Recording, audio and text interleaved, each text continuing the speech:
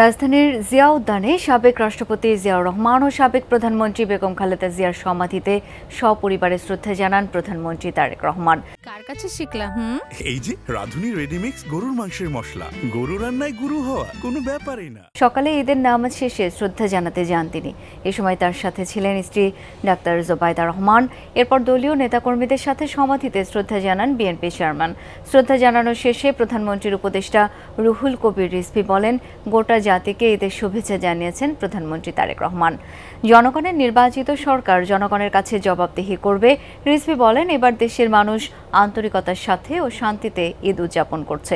এরপর বনানী কবরস্থানে আরাফাত রহমান কোকোর কবর জিয়ারত করেন প্রধানমন্ত্রী। পরে সামরিক কবরস্থানে শ্বশুর মাহবুব আলী খানের কবর জিয়ারত করলেন সরকার প্রধান।